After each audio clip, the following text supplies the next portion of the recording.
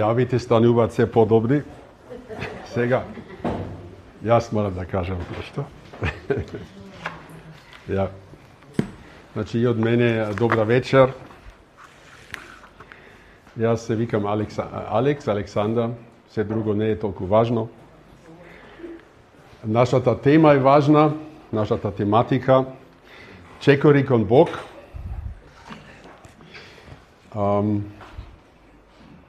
Нашиот живот има еден голем потенцијал да чекориме кон Бог, нашиот Создател. Тоа е можно. Тоа е од Него предвидено така. И ние се обидувавме неколку чекори, неколку важни работи на тој пат да ги осветлиме. И денес ќе дојде последното предавање. Нашата најважна одлука ќе биде многу лично предавање, значи лично. Нема да се занимаваме со аргументи за христијанската вера, за општи факти и така натаму. Туку стигнавме некако низ овие предавања до еден момент кога игра најважна улога нашата лична одлука. До сега, првото предавање, рековме, нашите чекори кон Бог.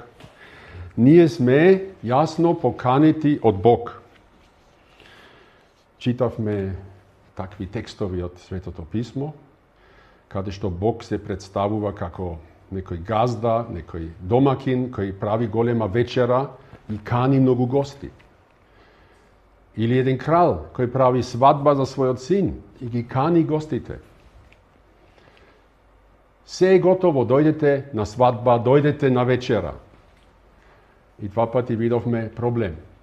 Поканетите не сакаа да дојдат. Ама Бог беше решен, Бог, газдата, тој беше решен да се полни неговиот дом.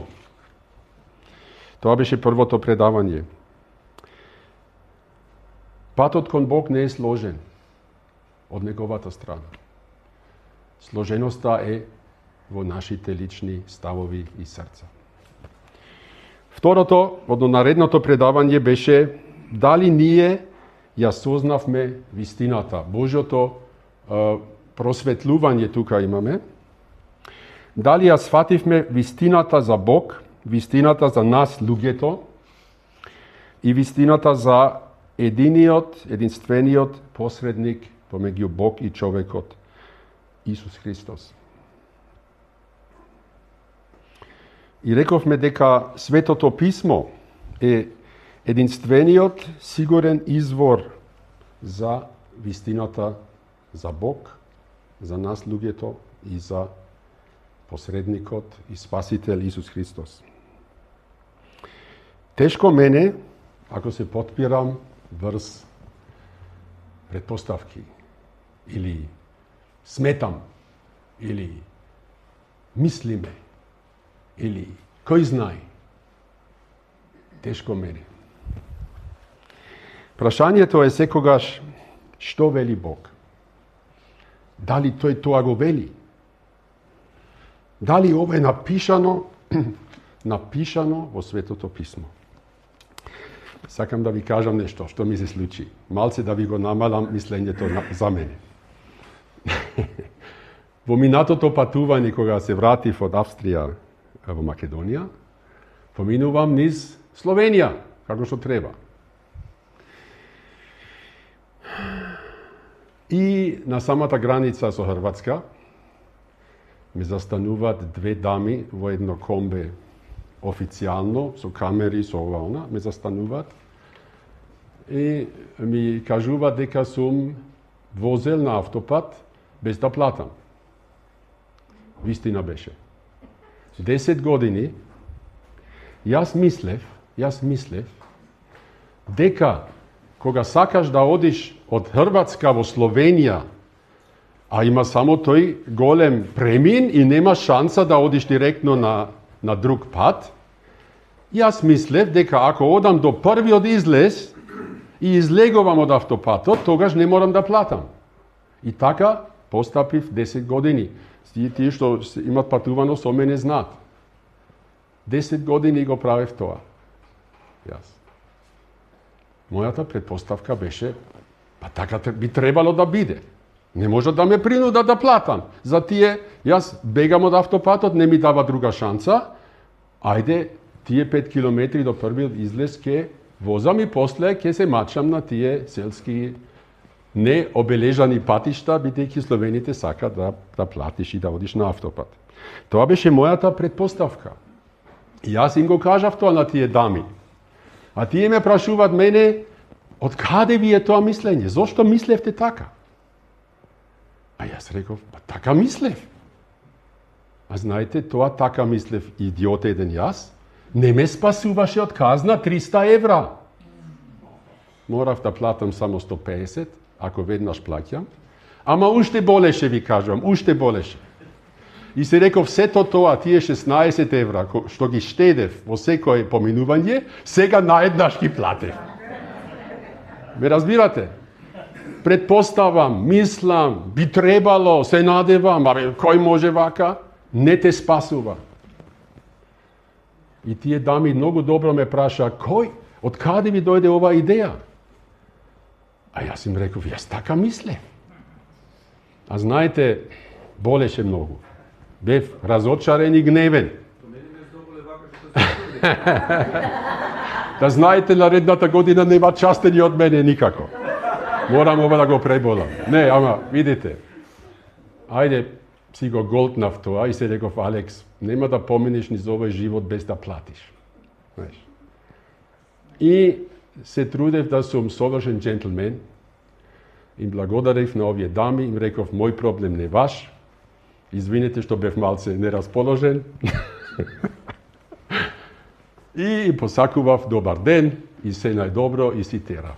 И си ги лижев раните додека возам. Дебела рана, 150 евра, знаете каква рана е тоа? За човек со швабски ген. Океј, значи, видите, ова погрешна проценка моја ме кошташе 150 евра. А пак размислувам како да одам на друг пат, да не платам. За 60 евра, за 60 километри низ Словенија, 16 евра да платам. Не знам дали ќе можам, знаете. Па мора многу да, не знам, мора да се случи чудо. Не, ама видите, ова е смешно, и јас го преболив, да знаете, јас го преболив. Не спијам веќе лошо поради тоа. Никогаш не спиев лошо. Ама знаете, во однос на словените јас имав погрешна проценка. Го преболив, знаеш. Ама во однос на Бог, ако имаш погрешна проценка, тогаш тоа е многу поскапо. Безкрајно поскапо. Бидејќи прашањата во однос на Бог се вечни прашања. И така, сакаме да се потпираме или треба да се потпираме во однос на сите прашања во однос на Бог. Само на тоа што Бог лично го кажува. Тоа што авторите кои се од Бог водени што го кажуваат, тоа е апостолите, авторите на Светото Писмо. Би било страшно скапо ако грешиме се потпираме на нашите собствени идеи, на идеите на други луѓе, рекла казала, не знам што, наместо на тоа што Бог го кажува јасно и гласно.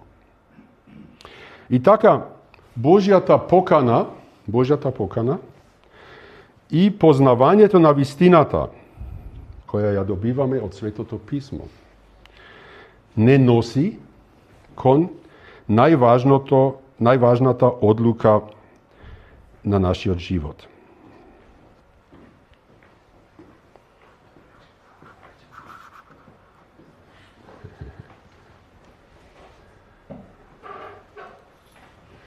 Ке читаме, што е ова сега?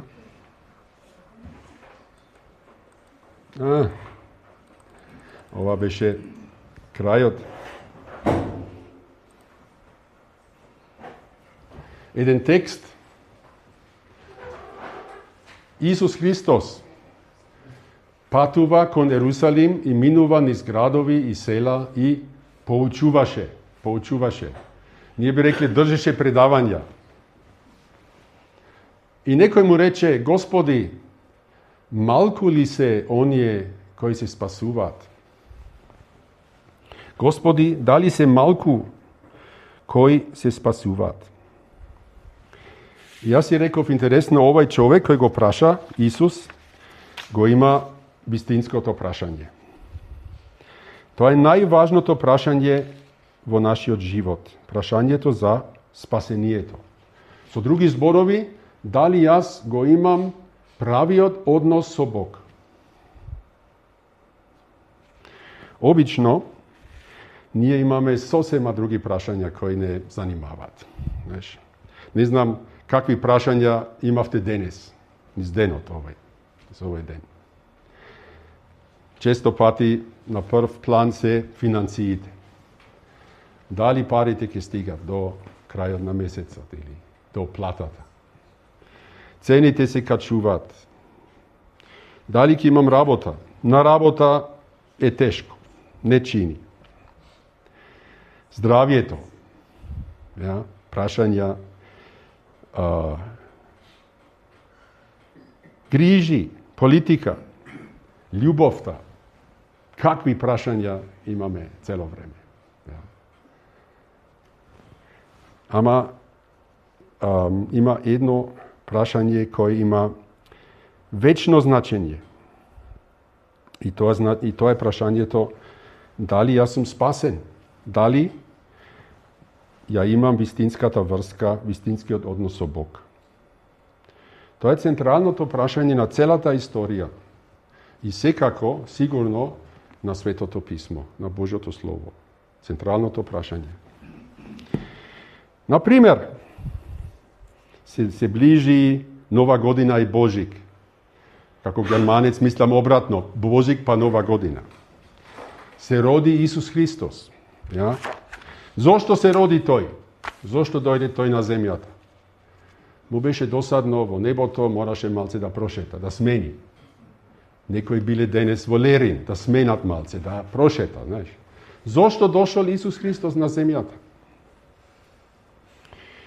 Пред да се роди Исус, кога беше најавено неговото раѓање, на неговиот очув Јосиф му вели, твојата жена Марија ќе роди син, не од тебе туку, од Бог е тој зачнат, и ти ќе му го дадеш името Исус.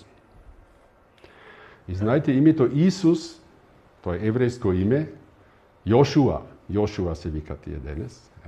Тоа значи Бог спасува или Бог е спасител. И така се вика тоа дете што се роди, Бог е спасител. Ќе му го дадеш името Исус, бидејќи тој ќе го спаси својот народ од нивните гревови. Значи Исус дојде да ги спаси. На преден план, на прв план беше неговиот народ, евреите, а после нив сите луѓе во овој свет. Ни треба спасение од нашите гревови. Значи Исус се роди и неговото име е Бог спасува, Бог е спасител. И тој лично е Бог што стана човек и тој е спасителот. Или овчарите.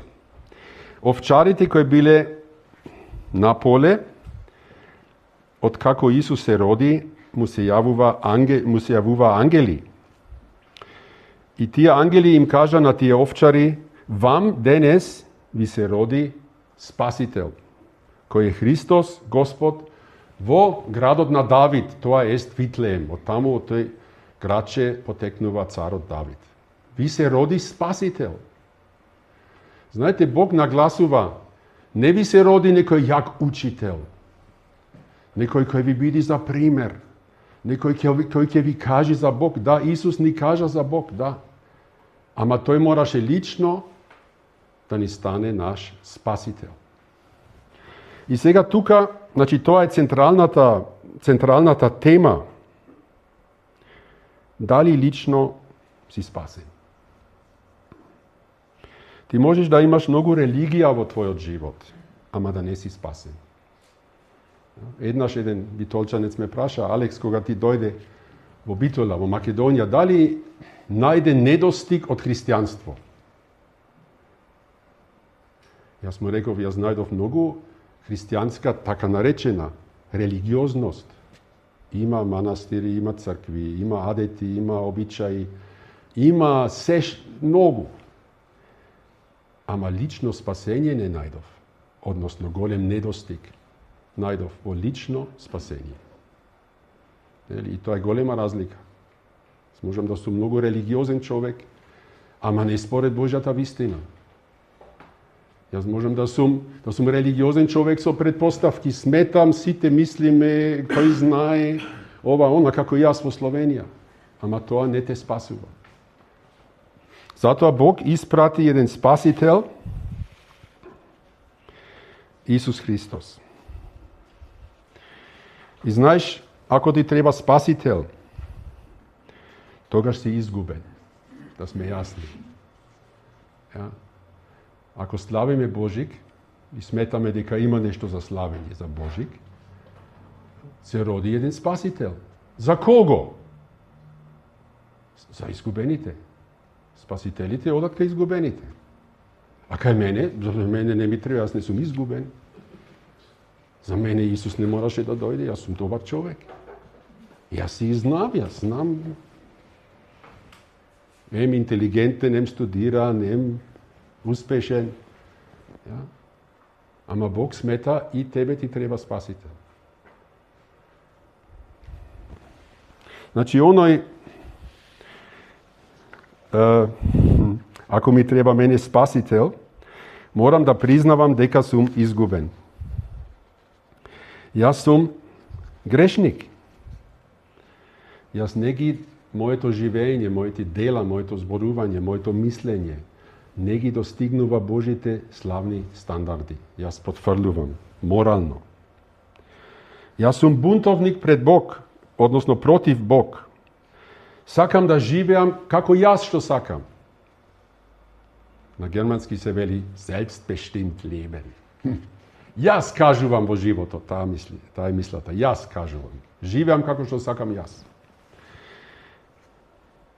И со тоа се бунам против Бог. Јас сум расипан. Јас сум оттуѓен од Бог, неговиот непријател. Рамнодушен сум. А виновен сум и осуден сум. И не можам сам себе си да се ослободам од ова состојба. Затоа ми треба спасител. Исус дојде како спасител и вика, поканува. Ги вика грешниците, бунтовниците да се покајат, да прават пресврт. И тоа почнува во умот, во ставот на срцето. Исус вика изгубени луѓе, дојди кај мене, јас ќе те спасам. Како ќе се сменам јас? Како ќе станам јас друг човек, нов човек? Јас не можам. Исус Христос вети, јас можам. Јас сум спасителот, не ти. Ти не си на самиот себе си спасител. Јас. Ако сакаш ти, ќе ти сум спасител. Исус вика оптеретени и уморни луѓе да им даде мир и спокојство.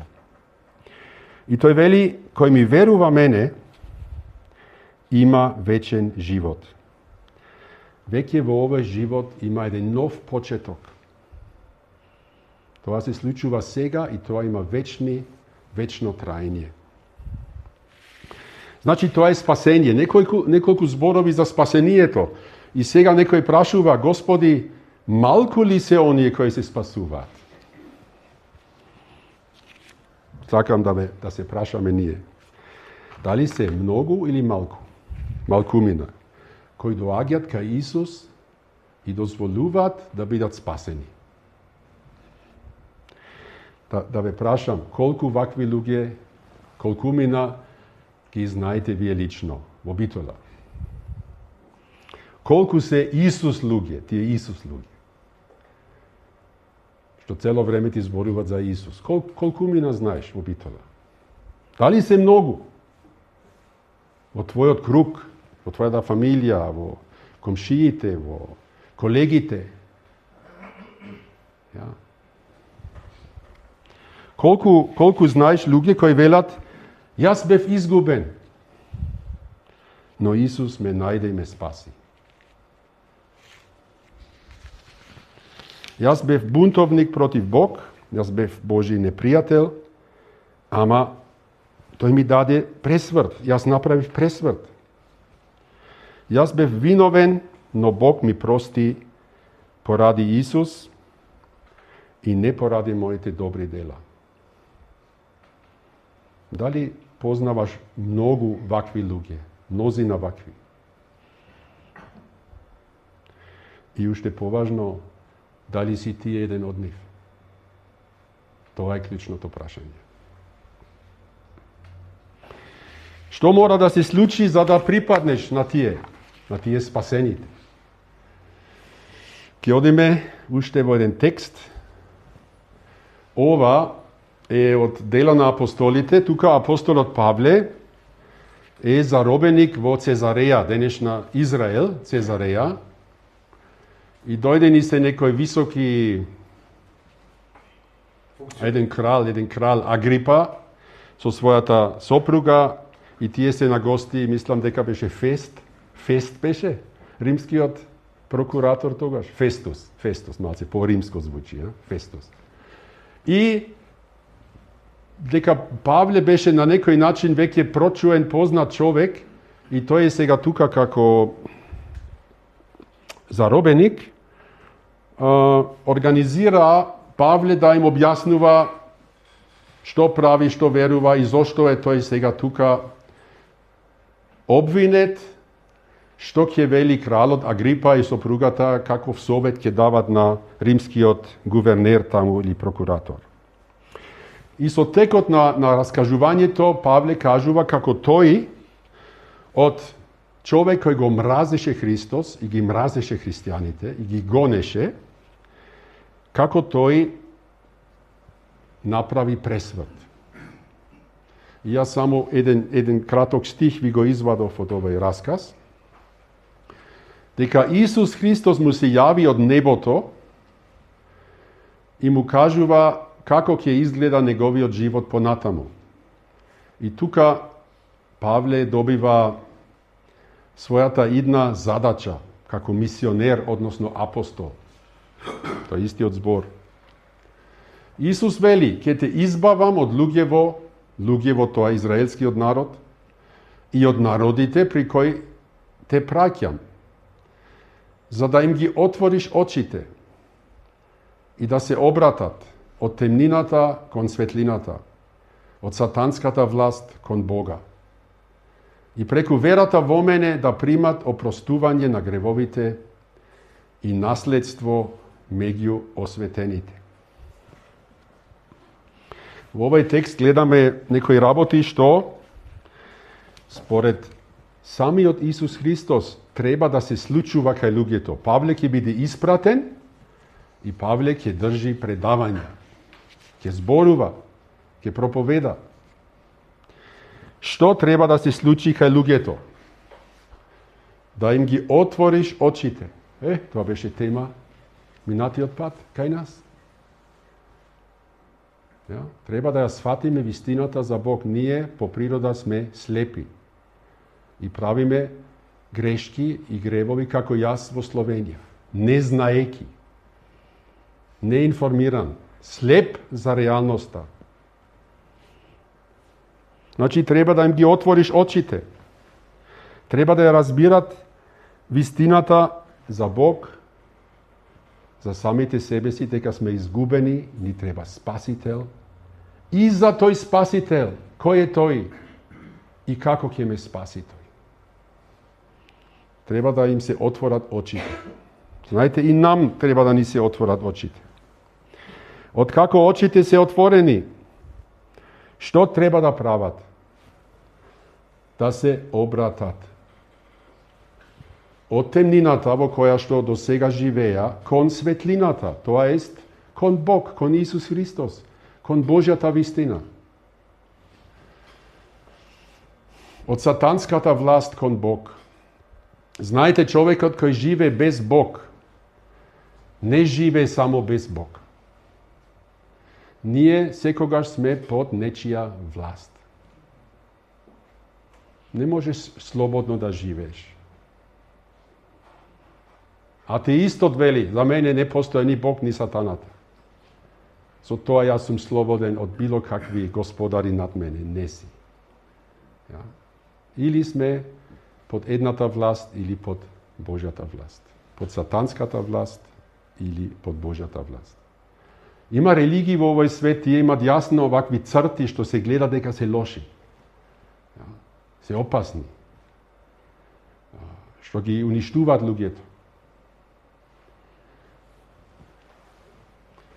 И тогаш луѓето има слики од богови и секакви религиозни постапки. Имаше окултизам, имаше спиритизам. Луѓето стана обседнати од тие богови во кои што верувале, сакале има непосредно доживување и од тие лажни, опасни, сатански религии и вери треба да се обратат, да се свртат кон Бог.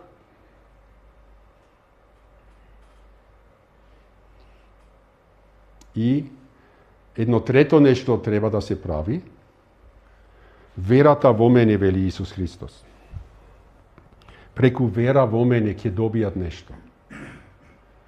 Треба да имаш доверба во еден нов Господар и Спасител.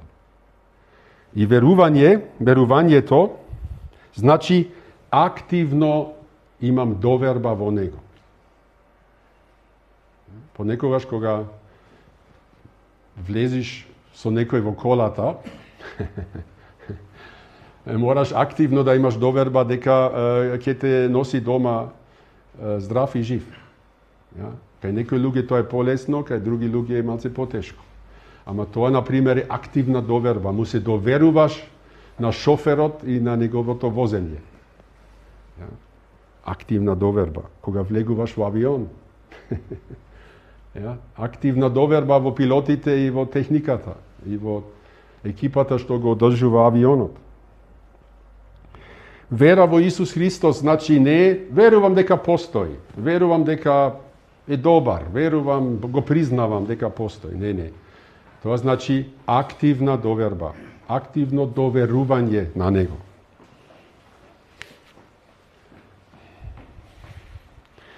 Значи, овие се работите што треба да се случуваат. Отворени очи, обраќање, пресврт и вера во Исус Христос. И нешто тука се ветува. Нешто се ветува. Што се ветува во овој текст? Ja? Преку вера во мене да примат опростување на гревовите, вели Исус Христос.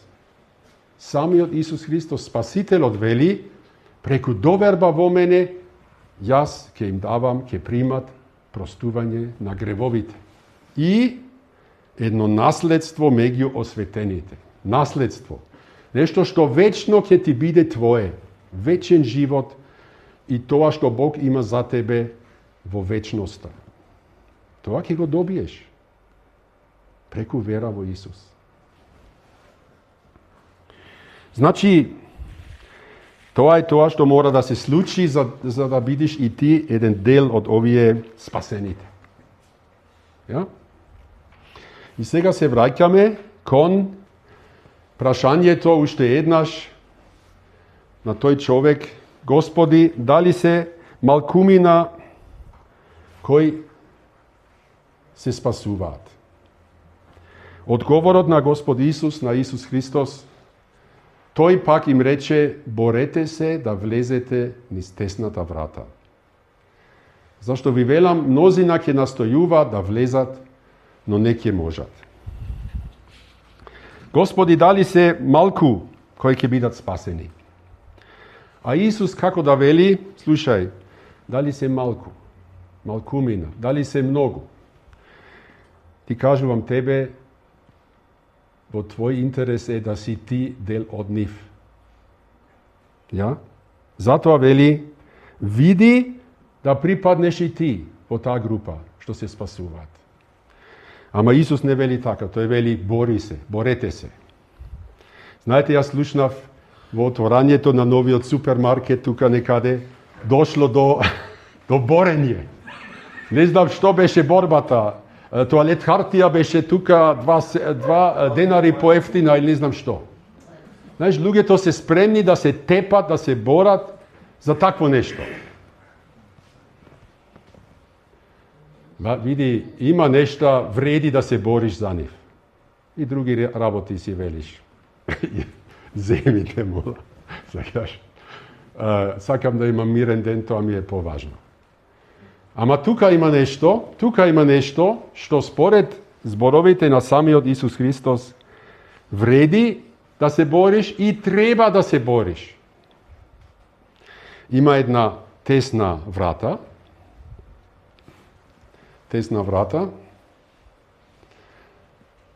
ама отворена.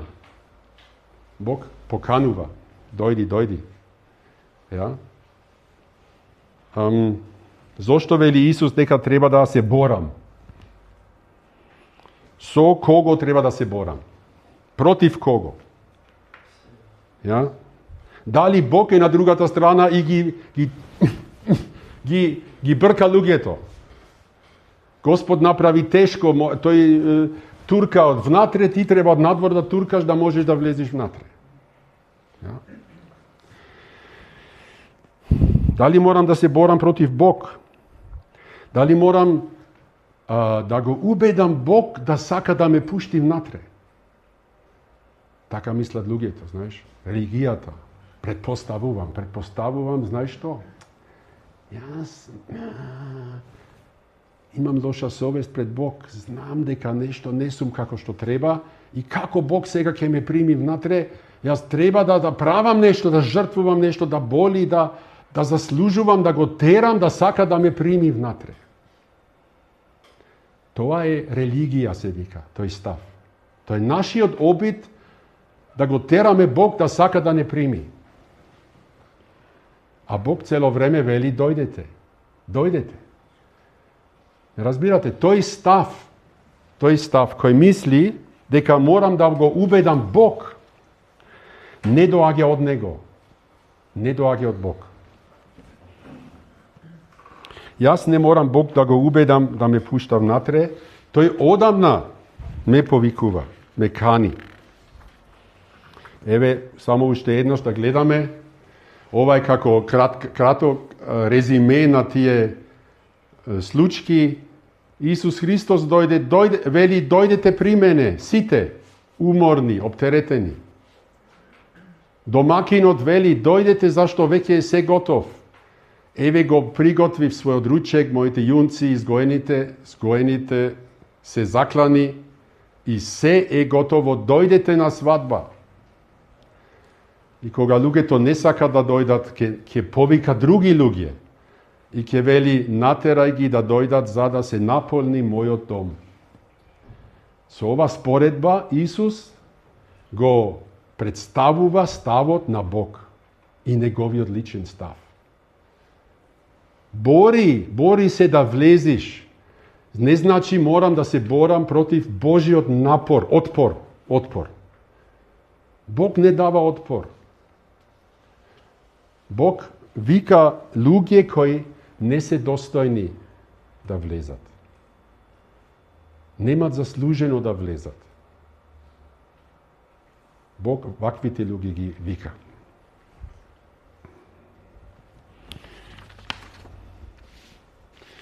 Еве што вели Бог, уште еден стих.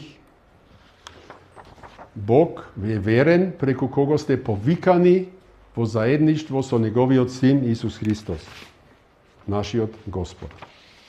Значи Бог те поканува, те повикува во заедништво со неговиот син. Значи борење не значи јас дека морам против него да се борам. Тој ме повикува. Божиот проблем е што поканетите не сакаат да дојдат. И сега можеме да прашаме зошто не сакаш да дојдеш? Аби знаеш, Алекс, јас ова воопшто не го знаев до сега. Не бев информиран. Односно, погрешно бев информиран. Па добро, тоа е, би рекол, дозволиво. Да велиш, јас до сега ова не го знаев. Знаеш? Информирај се на правиот извор во Светото Писмо. Радосната вест според Светото Писмо. Или ти велиш, Алекс, овие стихови од Библијата и ова твоето објаснување не можам да го разбирам, извини. Не можам да го разбирам. Ja. Што можеме да правиме? Моли го Бог. Господи, те молам, отвори ми ги очите на срцето. Те молам, уклучи ја светлината, светлото. Уклучи го кај мене, да разбирам. И тоа е една молитва која Бог е многу спремен да ја услиша. Ама сега по нешто знаеш.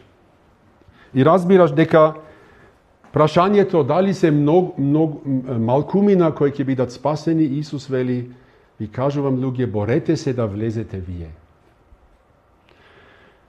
Бог те кани, Бог те вика.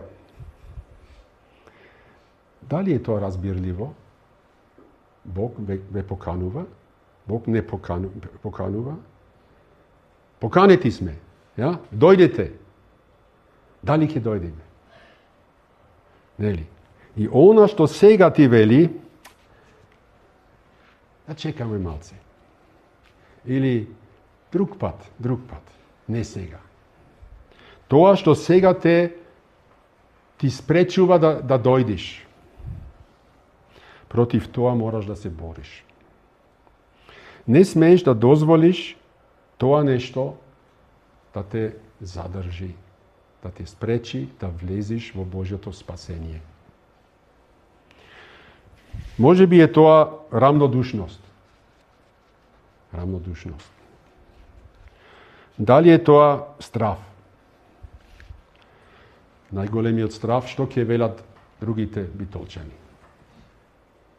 Ja? Што ќе велат комшиите, комшивките, колешките, колегите, роднините, што ќе велат? И така многу луѓе не влегуваат. А во вечноста ќе ти биде многу гајле. Што рекле и што мислиле тие. Дали е тоа гордост? Не сакам да се наведнувам пред Исус Христос. И да признавам дека сум изгубен и ми треба спасение. Дали е тоа твојата собствена волја, твоето своеволие? Дали е тоа твојата религија, која не доаѓа од Бог? Дали се тоа пријателите и сите тие што ги кажав? Дали е тоа љубовта кон парите? Дали е тоа бизнесот? Што е тоа што ти е пречка? Исус вели, бори се, не дозволи тоа да ти спречува. Не вреди. Што и да е, и кој и да е, нема да дозволиш нешто да ти спречува, да те спречува. Тоа е нашата најважна борба во животот. Исус продолжува, кога домакинот, се сеќавате, домакинот кани, дојдете, се е готово, дојдете, влезите. Кога домакинот ќе стане и ќе ја затвори вратата, а ако вие останете надвор и почнете да чукате на вратата и да говорите, Господи, отвори ни, тој ќе ви одговори, не ве познавам од каде сте.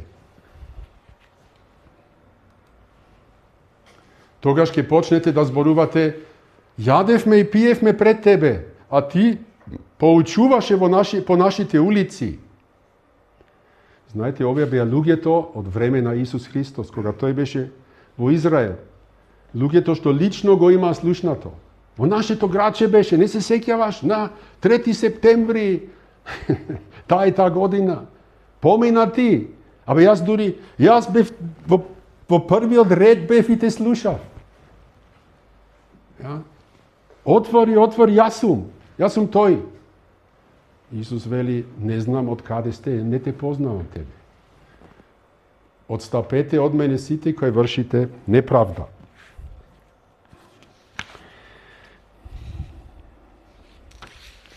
Значи, Бог не поканува кон неговото спасение. И тој го опишува тоа спасение како една вечера, една свадба со радост, со уживање, со храна, со заедништво. И тоа вечно. И има еден момент, сите се поканети, но има еден момент кога влезот се затвори. Ja? Влезот се затвори. Во нашиот личен живот, тој момент е моментот кога ние заминуваме од овој свет. Кога умираме физички, биолошки. Тогаш последниот момент помина кога можевме да влезиме.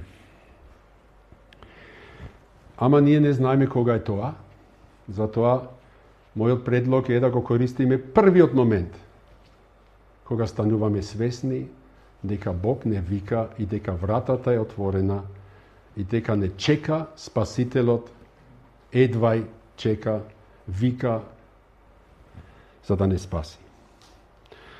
Аргументот на луѓето е, абе ние те знаеме тебе, јадевме и пиевме пред тебе. Замисли, Исус се дружеше со грешници, тоа го спомнавме. Тој беше обвинет за тоа, што се дружи со грешни луѓе. И Исус рече, јас дојдов да ги барам овие грешните луѓе, да ги викам на покаяние и на спасение. Како аргументира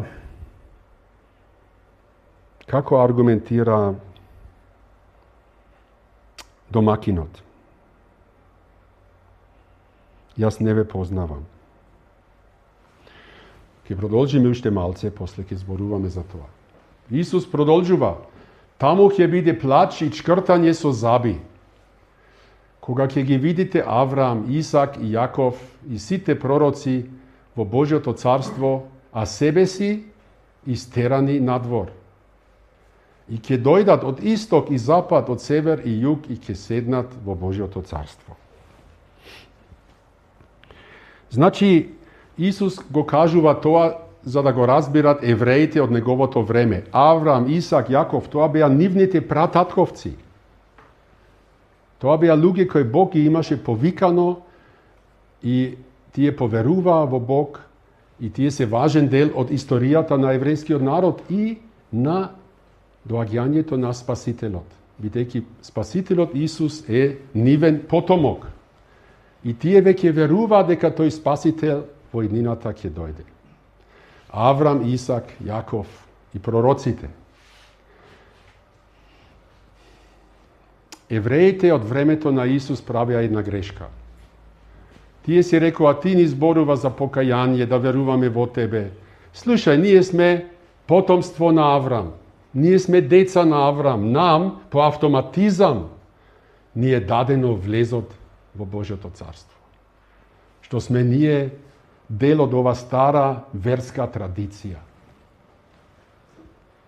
И Исус им вели, вие се лажите. Тоа е вашата лажна, погрешна предпоставка. Аврам ќе биде таму на фештата.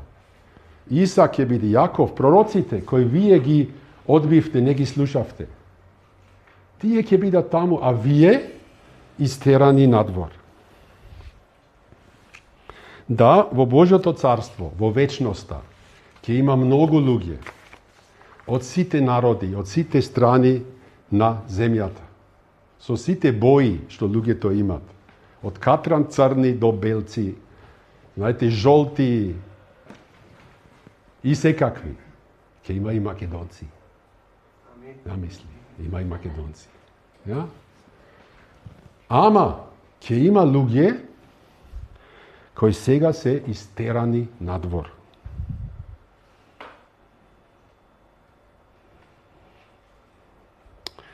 Домакинот вели,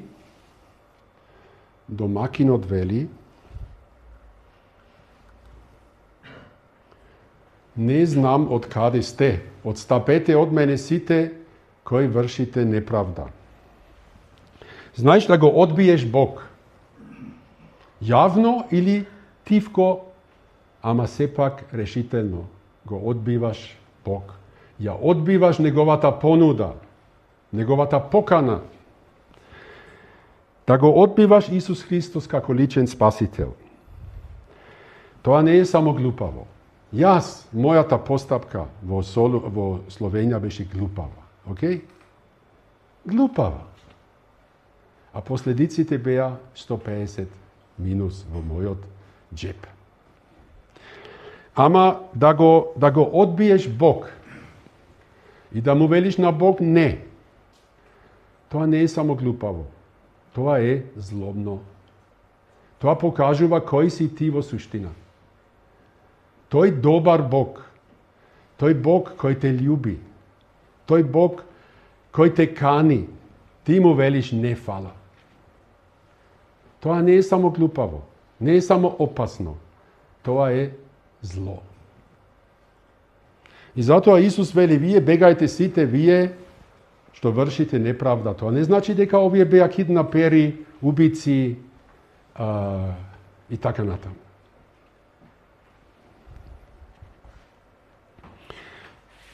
Газдата, домакинот вели, јас не ве познавам.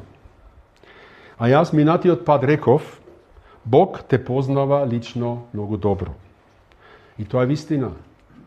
Ама тука станува збор за едно друго познавање. Има познавање и познавање. Например, членовите на твојата фамилија ги познаваш ти. Твоите деца, твојата жена, твојот сопруг, твоите внучиња. Ги познаваш на посебен начин. Тие се дел од твојата фамилија, тие се дел од тебе. Ти мене ме познаваш. Ме имаш видено на улица. Ja? Ама има посебно познавање. И сега тоа е клучното прашање. Исус Христос дали те познава? И како кого или како кој те познава тој тебе?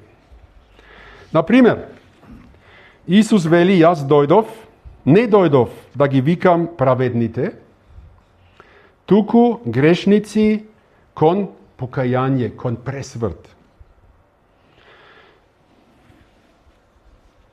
И тоа е прашање, дали Исус сега те познава како еден од тие грешници, кои се бунеа секогаш против Него, и кој сега дојде и рече, Господи, јас сгрешив. Се бунев против Тебе, не те слушав, живеев како што сакав јас, не како сакаш ти, не прашав што мислиш и што сакаш ти. Ми беше сеедно. Но сега сакам да слушам, те молам, земи го ти водството во мојот живот, биди ти сега мој Господар. Ти се покорувам тебе. Тогаш тој те познава. Тогаш ти му припаѓаш. И ти го припаѓаш, и ти го познаваш Него. Ти можеш да велиш и ти ќе видиш еден од тие што велат Исус Христос е мој личен Господар, бидејќи јас му се предадов и му се покорив. И знаеш, Исус е Господарот над господарите и кралот над кралевите. Тој е тоа и нема дискусија и нема преговори. Кој, ме разбирате, кој суперсила, кој Трамп, кој Путин, кој Ши Шинпинг, кој Мерц, ме разбирате? Кој те прашува тебе? Исус Христос е крал над кралевите, господар над господарите и како таков тој сака да биде во твојот живот. И тој ќе биде господар и ти ќе бидеш срекниот поданик. Овцата која вели, јас имам добар овчар. Се грижи за мене, ме води, ме храни, ме заштитува, ме утешува. Мојот живот е добар.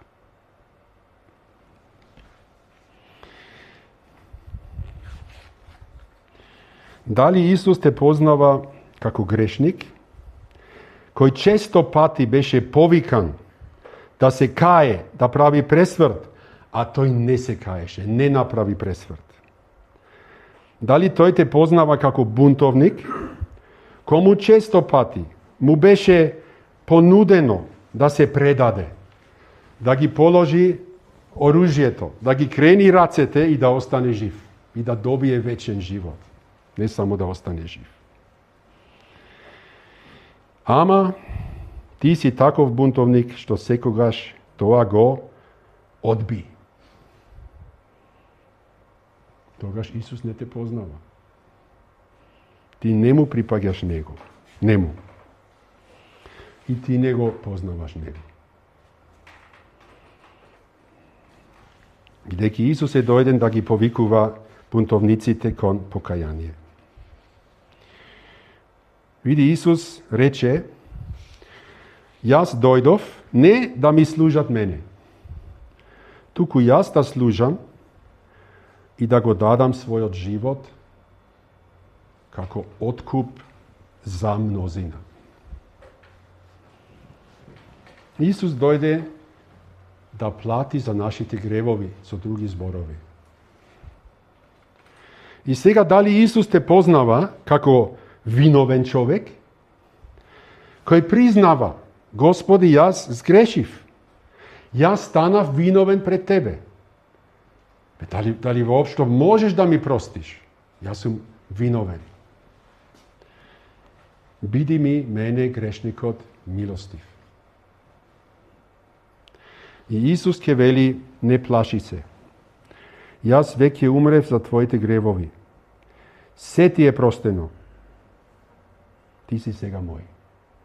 И Исус те познава и ти го познаваш него.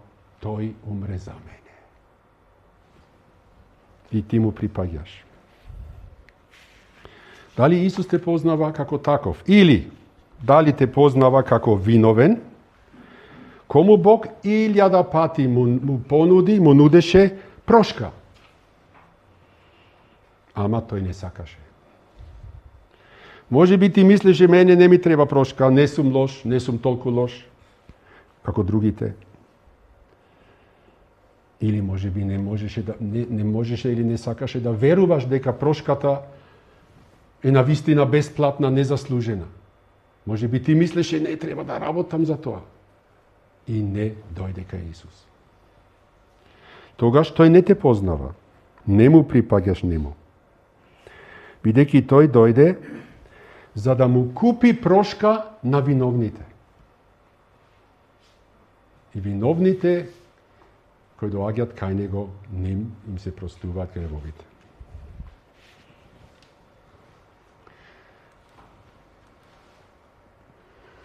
Се враќаме кон почетното прашање. Господи, дали се малкумина кои се спасуваат?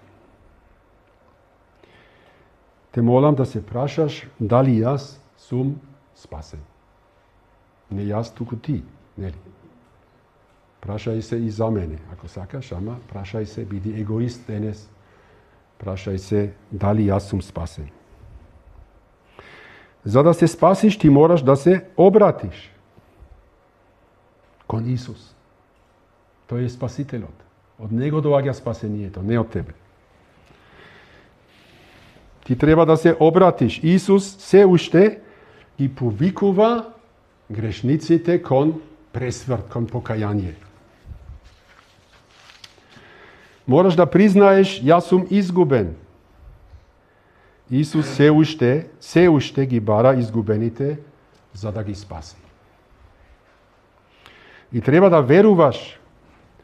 Исус Христос веќе умре на крстот за мојата вина и ова треба да веруваш, и тој е цврсто решен да ми прости се. Само да верувам во него, само да имам активна доверба во неговото ветување. Исус се уште им ги простува сите гревови на оној кој верува во него. И ова не смееш да го земиш лесно. 150 евра е лесно. Не е ништо. Ја? Ама да не си спасен, никогаш не се преболува. Значи, немој да го сватиш ова лесно. Немој да чекаш. Ако ти е се јасно, бори се, влези. Немој да го одложиш. Така вели Исус Христос. Јас сум готов за денес и беше сериозно предавање. Работата е сериозна. Сега ќе имаме дружење. Сакав да кажам уште, ако сметаш дека ова денес не беше доволно, можат овие претходните предавања да се најдат на веб страницата на Сдруженијето. Има таму картички едни со таа информација на масата за книгите. Не знам што треба уште да кажам. Не знам. Обично правиме пак во пролета, крајот на февруари, почетокот на март, и ние редовниот ред. Ја? Може би ќе се видиме тогаш, може би и порано. Фала многу.